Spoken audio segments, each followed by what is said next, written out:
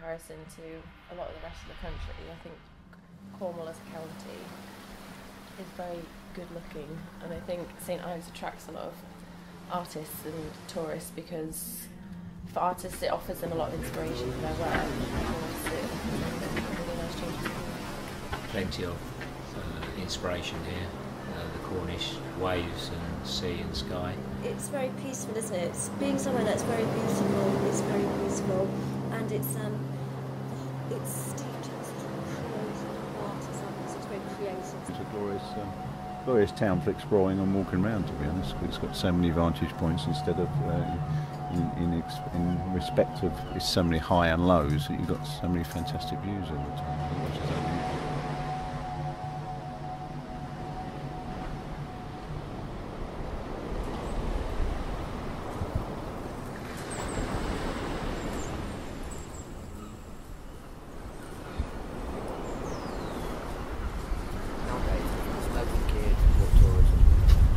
There is obviously big very much designed for and geared up for tourism.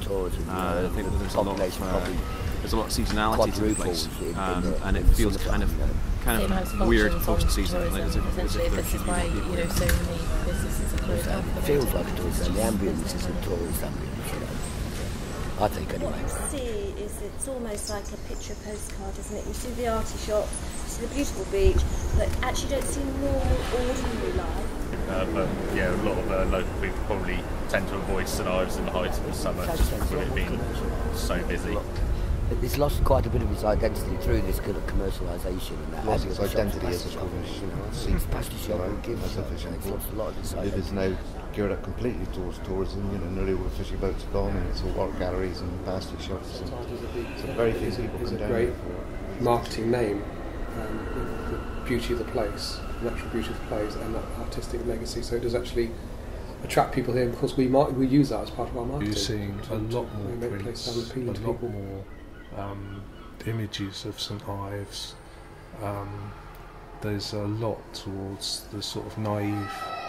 No, an awful lot of artists. They're not even really artists. They're more craftspeople people that make paintings. They've obviously have sort of capitalised on tourism base, people who are interested in visual art, and produce work to sell in pretty much the craft shops or the picture shops. So there are only a handful of good quality galleries.